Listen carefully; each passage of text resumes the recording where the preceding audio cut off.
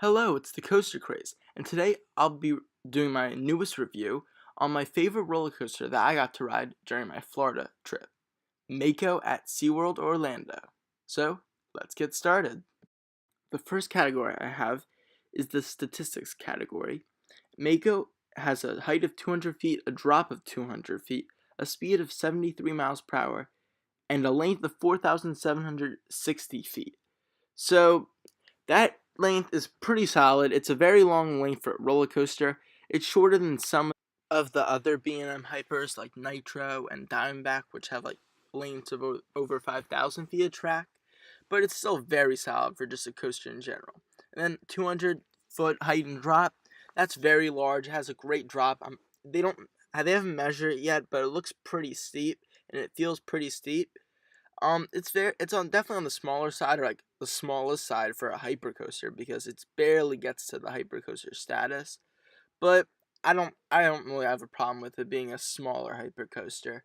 And speed, it feels very fast when you're on it. 73, that's pretty solid. I mean, again, some of these stats aren't as high as some of the other hypercoasters, but they're still really good. So I'm awarding Mako a 4.5 out of 5 for this category. Yes, I would like it for it to be slightly longer, maybe a little bit bigger for a hypercoaster, but as a coaster in general, this is a great statistically. For the next category, I'll be talking about Mako's theming and atmosphere. So, as you can see in this photo right here, Mako has some awesome theming. There's not a ton during the ride, but if you look on the supports, there's all this like cool like shipwreck stuff, and the whole section they just like devoted to Mako, and it has all these cool shark stuff. It's really this awesome centerpiece of this little area, and just looks amazing. In the station, like the ceiling of the station, when the trains depart, they'll have all these sharks swimming, and it just the little touches are really nice. In the dark, I had a night ride on Mako. As you can see, there's this. They really lay up the sign cool, and the Mako Plaza is just awesome looking. Um, it's a little difficult to get back to the park. You might have to ask someone for directions, but the area is just so awesome.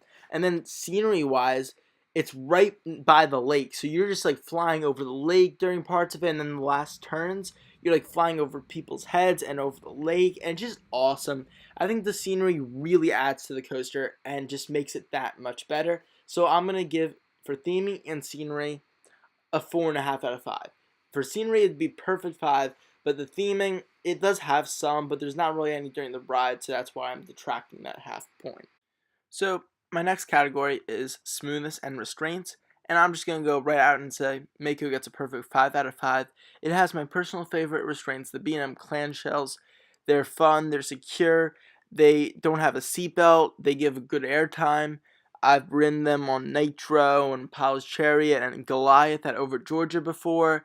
And then Smoothness, this is a B&M Hyper that came out in 2016, so of course it's going to be butter smooth, and it's an excellent ride because of that.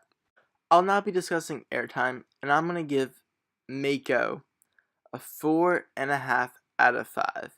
So it's almost a 4.75, it's almost a 5, but it's just not there.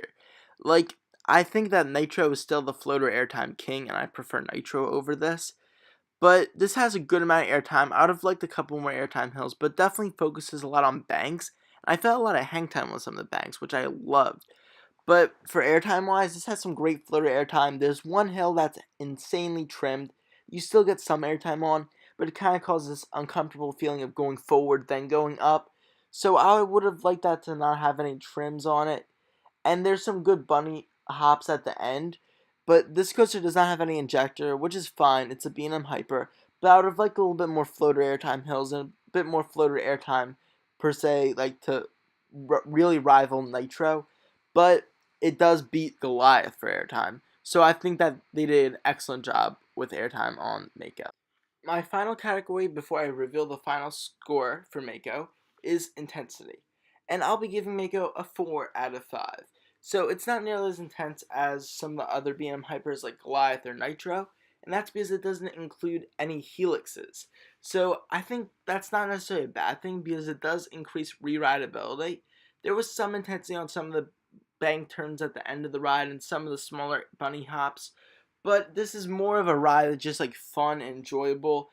And I think it does have a very intense drop though. I think it has the best drop of any B&M Hyper because the lift is very fast, so it really propels you over the top, especially if you're in the back row. So I feel like the intensity isn't amazing on this. I would have liked it to be a little more intense, but it's not a big problem. So for the final score for Mako, I'll be giving it, out of 10, a 9.5.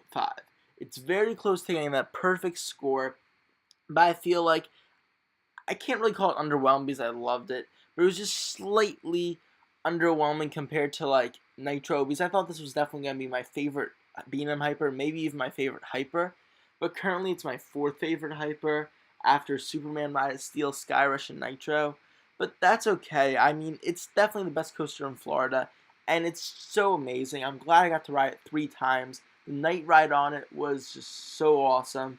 So I think this is definitely a ride that's a must-do if you go to Florida, and it's definitely just one of the best coasters in the U.S. So, thank you for watching. I hope you enjoyed the video. Stay tuned for more coaster reviews coming to my channel, and see you guys later from the Coaster Craze.